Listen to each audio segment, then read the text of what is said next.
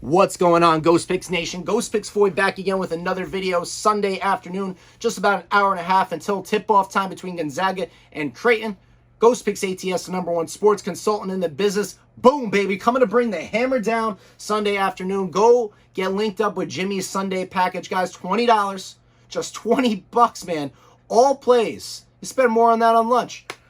All plays, NHL, NCAA, and NBA. We are red hot here on the Ghost Picks team, looking to continue on Sunday so we can wake up with more money in our pockets Monday morning to start the work week. We had a free play winner yesterday in the Oral Roberts and Arkansas game. We will get to that in a second. We are going to look at today's games as well and give you guys another free play winner. Well, we did a little board yesterday. I gave you guys some free picks in my video the other day. Ghost Picks 4 now 3-1 in free play, guys. Got another one for you this afternoon, as I said. So we started things off with Loyola Chicago and Oregon State. I liked Loyola Chicago in this game. They were -7 coming into the ball game, and somebody in the comments said, "Foy, what are you talking about? Oregon State has been struggling all season." Well, you definitely proved me wrong on that one. Oregon State wouldn't have gotten in the tournament if they didn't win the Pac-12 title against Oregon, but Oregon State did come in and take care of business. So big shout out to you. If you watched the video in the comments, you were spot on with that one. Loyola Chicago, I didn't think was going to cover 7 points, but I thought they were going to be able to pull out the game. Cinderella story there with Loyola Chicago. They pulled it off the other couple years ago, making it to the Final Four. But Oregon State struggled to start the game. They went down 7-1 and couldn't buy a bucket in the first 6-7 minutes of the ball game. And then the tides turned. They turned it around, and they really got going and never looked back. Oregon State was able to advance on against Loyola Chicago. I was wrong on that game, but I was spot on with the rest of the ball game. Then we took things to Baylor and Villanova.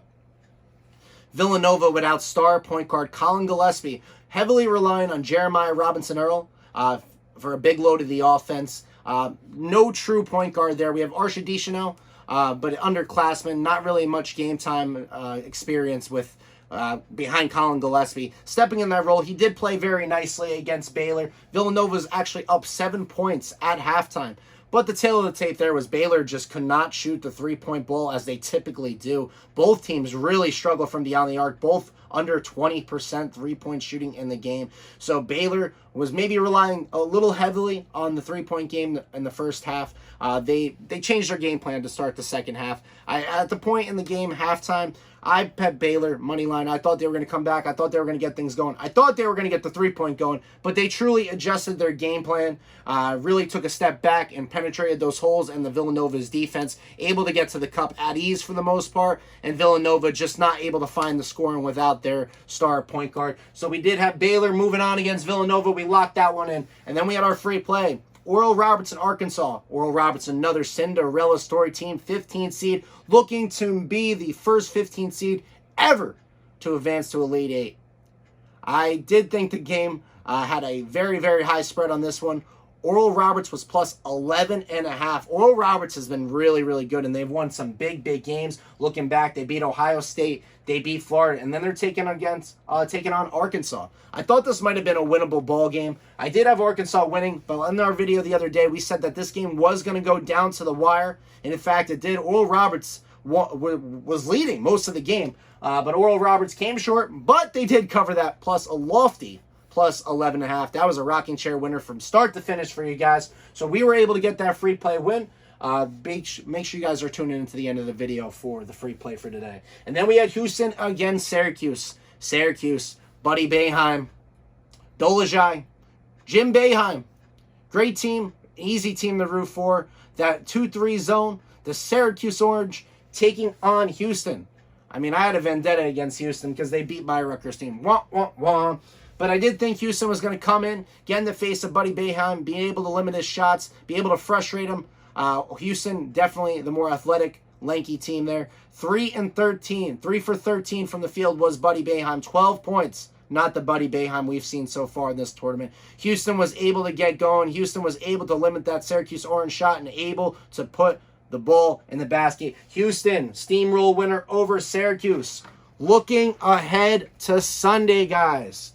Looking ahead to Sunday, we have some great matchups. Starting off with Gonzaga and Creighton. Gonzaga hasn't been beaten all year. I'm looking for Gonzaga to continue on.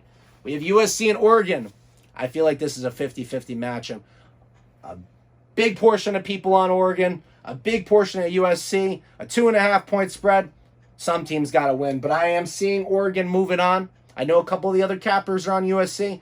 I personally feel that Chris Duarte and the Oregon Ducks are getting able to continue on to face Gonzaga in the Elite Eight. Florida State and Michigan. I've seen Michigan play some really, really great games, and I've seen Michigan play some really, really bad games.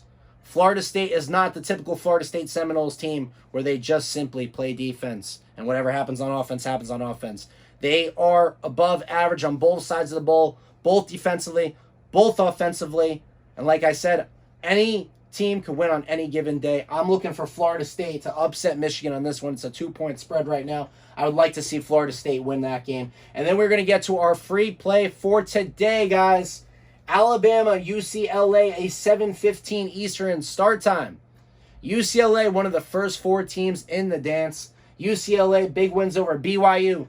And then Abilene Christian. UCLA taking on an Alabama team that can put the ball in the basket, put points up in bunches. 79.3 points per game is the Alabama Crimson Tide. A team that truly looks to push the ball every opportunity they could get. An elite rebounding team. They are a deep team. Not only do they rely on their 5 starters, where a lot of teams, that's where it cuts off right there. They have a solid 2-3 guys that can put up 10, 15 points a game. So I think Alabama is going to push the tempo, put their foot on the gas, and wipe the floor at UCL today. Our free play for today is Alabama minus 6.5. The line is 6.5. So if you can, buy it down to 6, and I think we should have no problem covering that. So roll tide there. John Petty Jr. of the Alabama Crimson Tide has 75 three-pointers on the year. Look for him to get going. He's been struggling the past couple of games. Found his stroke a little bit against Maryland, but I think he's going to put up 15, 20 today. Guys, Ghost Picks ATS, #1 sports consultant in the business. Go get linked up with Jimmy. Go get linked up with our 5 expert handicappers. I'm talking Jack. I'm talking Jimmy. I'm talking Patrick. I'm talking the whole Ghost Picks team. We're all truly dialed in, locked in. Jack, Justin, Jimmy, Benny, and Patrick. Ghost Picks 4 here. Free play winner of the day. Alabama minus 6.5 against UCLA. Roll